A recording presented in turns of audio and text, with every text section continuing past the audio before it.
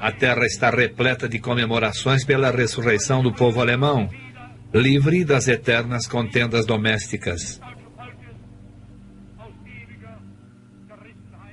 Um povo necessita de festividades para marcar o ano. E eles tentaram substituir os festivais cristãos pelos festivais pagãos. Começaram por anexar as festividades que os pagãos celebravam. Solstício do verão, solstício do inverno, todas essas festividades, e deram-lhe seu próprio formato. Os nazistas começaram até a restaurar antigos templos pagãos, como Externstein, que era dedicado a uma divindade solar. Em Externstein, durante o solstício de verão, um feixe de luz brilha através de uma janela e se alinha como um determinado ponto no altar.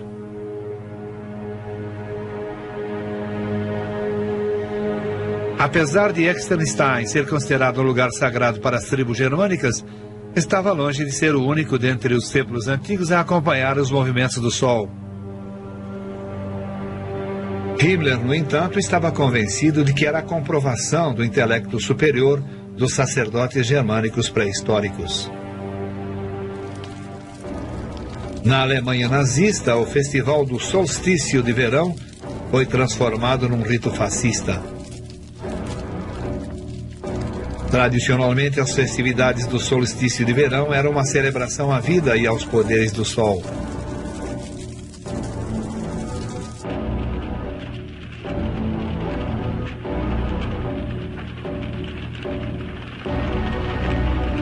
Encenada dramaticamente e cuidadosamente coreografada, e os discursos pregavam auto-sacrifício e heroísmo. Nesse ritual em particular, o ministro Goebbels da propaganda fez o discurso.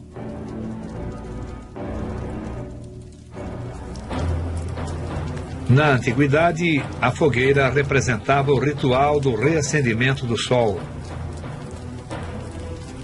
Na Alemanha nazista, eram tributos ao Führer.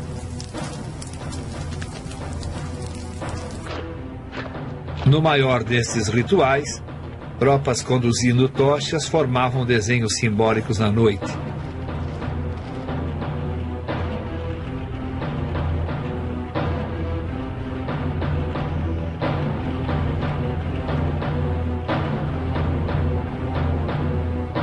Ao final do ano, a longa noite do solstício de inverno homenageava os mortos da Alemanha. Himmler explicou assim em seu discurso de Dachau: o solstício de inverno não é apenas o fim do ano, mas também uma festividade na qual pensamos nos ancestrais e no passado, na qual nos conscientizamos de que não somos nada, um átomo que pode ser varrido a qualquer momento, mas unidos à corrente eterna de nossa linhagem pela humildade sincera. O calendário completo de rituais culminava com o Congresso de Nuremberg, onde os juramentos entre partido e povo eram renovados ano após ano.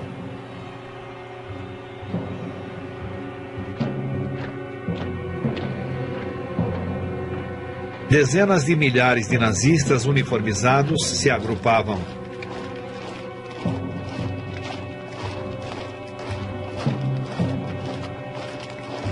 O congresso de uma semana era orquestrado para arrebatar o povo num espetáculo de puro poder.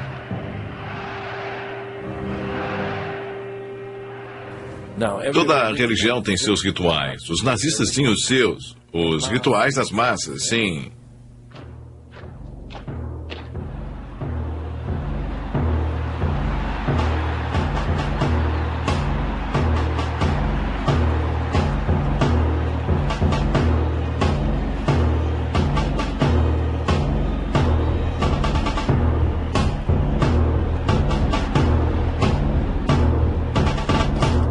E o que isso oferecia ao povo, os rituais das massas? Quando um comerciante deixa sua loja solitária e se junta a uma multidão em movimento, ele se sente integrado e feliz. Sente-se unido a todos e isso o deixa feliz. Ele deixa de ser solitário. Era maravilhoso ir a um congresso. Havia todos aqueles uniformes e uma eletricidade no ar antes mesmo de começar. E, de repente, anunciavam a chegada de Führer, que o Führer estava chegando. E então, nós devíamos ir até o palanque e todo mundo gritava.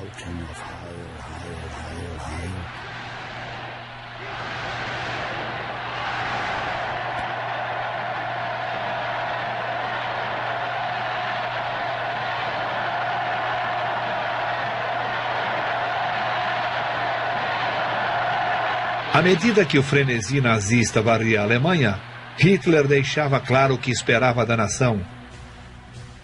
O partido é a fonte que seleciona os líderes políticos para a Alemanha. Sua doutrina será imutável. A organização será resistente como aço. Sua imagem total, no entanto, será a de uma ordem sagrada.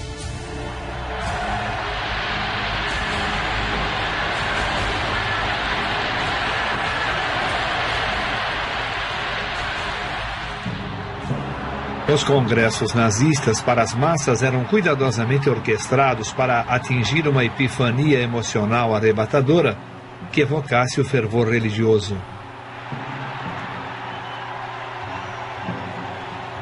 No centro desse ritual estava Hitler.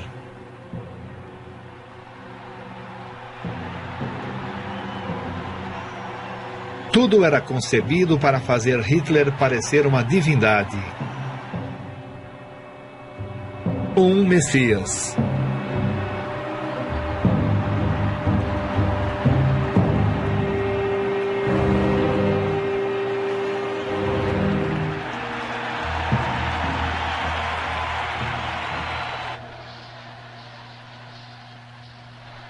Tendo conquistado o apoio inquestionável do povo alemão, Hitler estava agora pronto para dominar o mundo.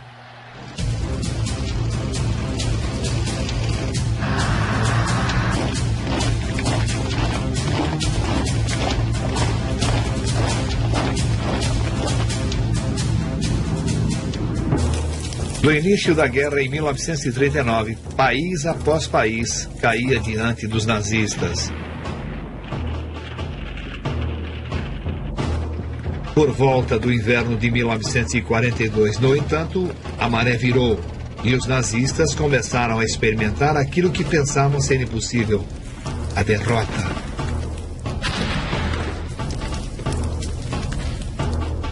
À medida que o esforço de guerra nazista crescia cada vez mais desesperador, eles expandiram o emprego das ciências ocultas, da pesquisa e do ritual, até como base para a tomada de decisões políticas. Certos membros do comando naval alemão ficaram convencidos de que os aliados já empregavam forças místicas na guerra contra a Alemanha. Acreditavam que o sucesso britânico em localizar e destruir submarinos alemães era devido ao uso de meios ocultos e que a melhor forma de combater isso era empregando também o ocultismo como arma. Isso levou Himmler a estabelecer um instituto ultra-secreto dedicado à antiga prática oculta da rabdomancia pendular. Clarividentes debruçados sobre mapas do Atlântico Norte balançavam um objeto suspenso por um barbante, tentando localizar a posição dos comboios aliados.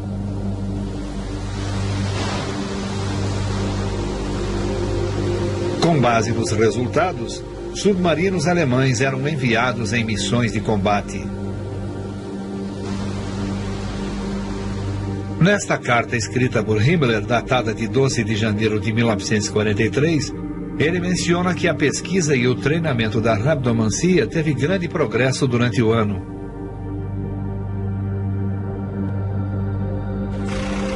Ainda assim, as artes ocultas mais empregadas pelos nazistas eram a astrologia e a profecia, embora fossem abordadas de duas formas totalmente distintas. Rudolf Hess e Heinrich Himmler acreditavam piamente no ocultismo e o utilizavam para tomar decisões políticas. Mas Joseph Goebbels, chefe do Ministério da Propaganda, queria fazer o uso do ocultismo apenas para fins de propaganda, para manipular o povo e minar a moral dos aliados.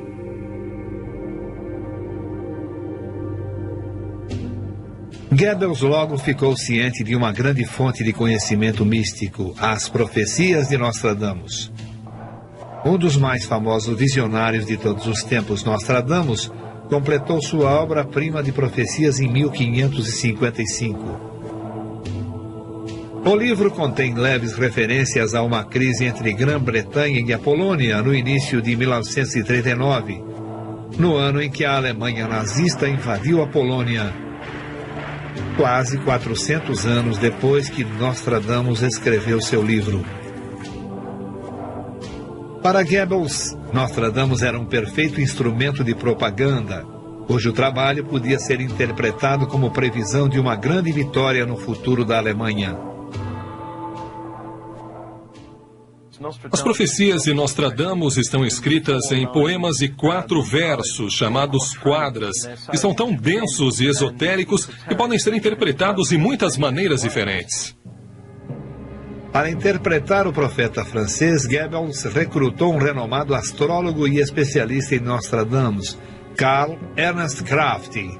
Uma quadra em particular que Goebbels aproveitou parecia fazer referência direta a Hitler e logo se tornou parte da mística do líder nazista.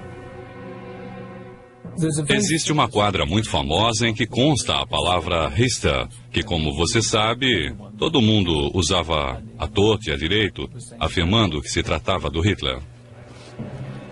No diário de Goebbels, ele expressou sua excitação quando Berndt, um membro do seu gabinete, começou a formular um plano para fazer uso da profecia. 19 de maio de 1942, Berndt entregou um plano para implementarmos a propaganda ocultista. Estamos chegando em algum lugar. Os americanos e os ingleses caem fácil nesse tipo de propaganda. Estamos, portanto, recrutando para o serviço todos os astrólogos da profecia oculta. Nostradamus deve mais uma vez se submeter a nos servir. A criação de falsas profecias e misticismo fraudulento para influenciar o inimigo ficou conhecida como propaganda negra.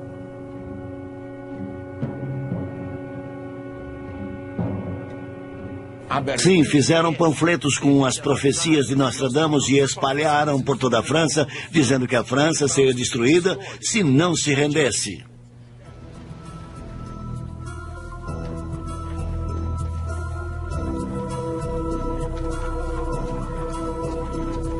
A inteligência britânica descobriu a fraude e, reconhecendo o potencial da propaganda, começou a lançar sua própria campanha Nostradamus. Os britânicos realmente se tornaram adeptos disso. Eles produziram um volume com 50 profecias falsas de Nostradamus, prevendo a vitória britânica na guerra. Da mesma forma com que os nazistas inundaram a França de falsas profecias de Nostradamus, os aliados infiltraram sua própria propaganda negra dentro da Alemanha.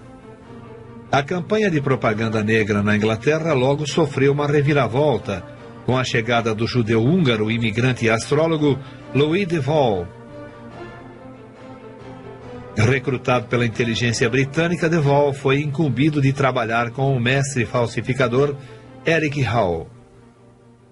O grande talento de Elick era como falsificador. Sabe como é? Falsificava documentos, revistas, quadras de Nostradamus. Hall e de Waal decidiram criar uma versão falsificada da principal revista alemã de astrologia, Zenit.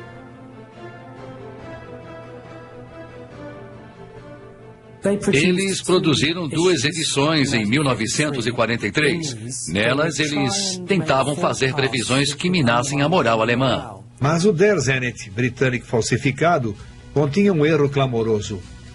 Eles intitularam incorretamente a revista de Der Zenit, ao invés de Zenit, o título certo. Astrologia e espionagem logo culminariam de novo naquilo que ainda hoje é considerado por muitos o incidente mais bizarro da Segunda Guerra Mundial, quando Rudolf Hess, o vice-Führer e um dos melhores amigos e conselheiros de Hitler, realizou um surpreendente voo solo para a Escócia. A ideia de Hess de fazer o voo